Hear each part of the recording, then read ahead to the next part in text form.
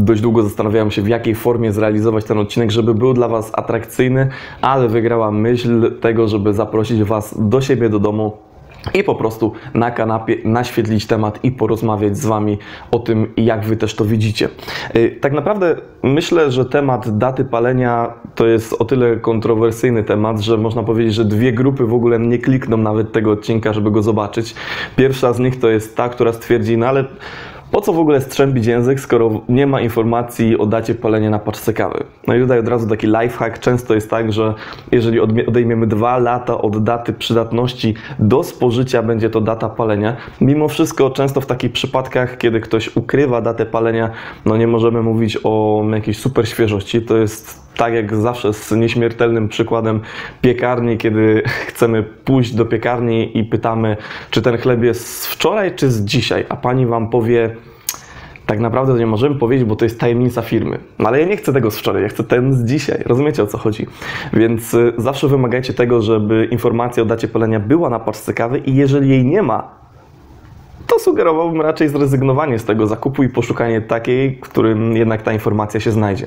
Druga grupa odbiorców, która nie kliknie w ten odcinek, to są już ludzie, którzy są przynajmniej we własnym poczuciu tacy zaawansowani, jak chodzi o informacje dotyczące kawy i oni powiedzą, po co to oglądać, skoro wiadomo, od 2 tygodni do 1,5 miesiąca kawa będzie najlepsza i często te osoby w ogóle obrażają się na palarnie czy na miejsca, które sprzedają kawę, że ta kawa już jest 20 dni po wypaleniu, że ona już jest stara i nie nadaje się do picia.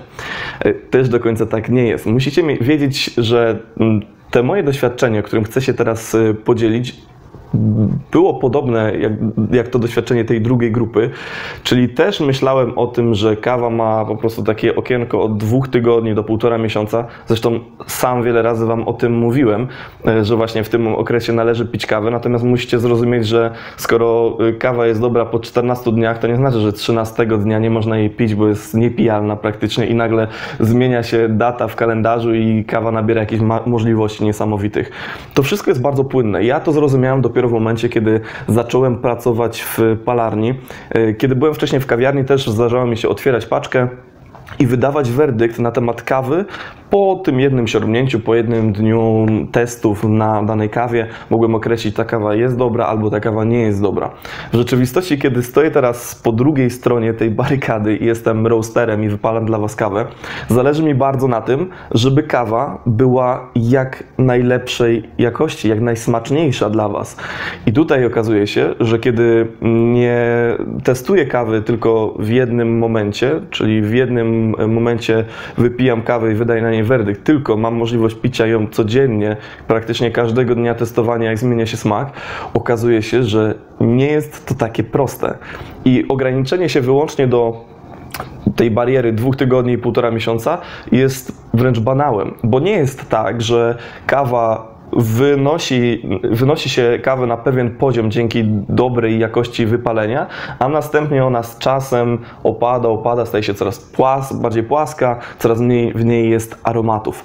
W rzeczywistości to jest tak, że w okresie do tych 1,5 miesiąca, którego się jednak trzymajmy, raczej myślę, kawa starsza będzie nie do końca dobrej jakości, ta kawa będzie zmieniała swój smak bardzo mocno. Czyli kawy, które są troszeczkę ciemniej wypalone, w okresie pierwszych 2-3 tygodni będą smakowały naprawdę ciężko. Często będzie tam dość dużo dymu, dość dużo brudu, ale nagle się może okazać, że w 4 tygodniu, w 5 tygodniu czy 6 zyskają niesamowitej owocowości i czystości smaku.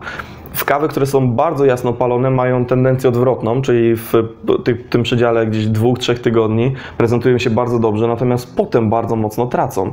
Zauważcie zatem, że określenie jednego punktu i wydanie werdyktu o kawie na podstawie zaledwie jednego punktu w momencie, kiedy próbujemy, jest bardzo krzywdzące dla niej. I mam tutaj dla Was taki przykład. Jakiś czas temu prowadziłem szkolenie dla grupy zapalonych miłośników kawy i miałem tam do przeprowadzenia taki cupping i chciałem, żeby wystąpiła tam kawa taka bardzo negatywna, czyli były bardzo fajne kawy z Peru, z Brazylii, z jakichś innych rejonów, z Rwandy i chciałem, żeby wystąpił tam Honduras, który miał zagrać tego bad guy'a, takie nie do końca dobre ziarno. Bardzo dużo było tam takiego drewna, kartonu, to był zresztą pastkrop, po którym można było się spodziewać, szczególnie z Ameryki Południowej, właśnie takich doświadczeń. I żeby dopiec jeszcze moim kursantom, postanowiłem wybrać taki sampelek, który był właśnie sprzed 1,5 miesiąca, czyli teoretycznie powinien być zupełnie zwietrzały. Zaparzyłem sobie cupping, pewny tego, że wszyscy zgadną, która to jest zwietrzała, która to jest niedobra. No i okazało się, że ten Honduras, nie wygrał tego stołu. W dalszym ciągu nie był tą najlepszą kawą, ale okazało się, że stracił bardzo dużo z tej papierowości, z tego kartonu, z tego takiego torfu, trochę trocin.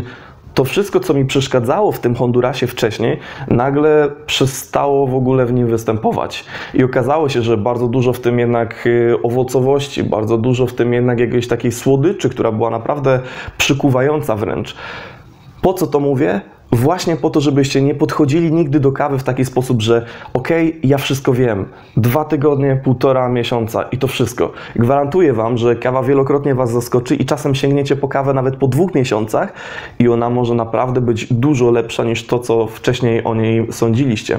Dlatego zamiast wydawać werdykt na zasadzie siorbnięcia, wypicia filiżanki i powiedzenia to jest dobre, to jest złe, może warto odstawić taką paczuszkę na półkę, poczekać tydzień, 2 tygodnie, 3 tygodnie, a w międzyczasie zabrać się za inną kawę i zobaczyć, co się stało w tym czasie, kiedy kawa sobie troszeczkę poleżała. Teraz jestem na etapie robienia takiego eksperymentu, w którym właśnie mam dużo sampelków, 50 sampelków, testuję sobie je co 2 dni, tak żeby wiedzieć mniej więcej, jak kawa się zmienia. Gdy będę miał jakieś rezultaty, podzielę się tym oczywiście w filmach. Natomiast to tyle. Mam nadzieję, że było to dla Was w jakiś sposób otwierające i że nie będziecie myśleli o kawie tak zero-jedynkowo, ponieważ wielokrotnie złamiecie sobie na takiej zasadzie zęby.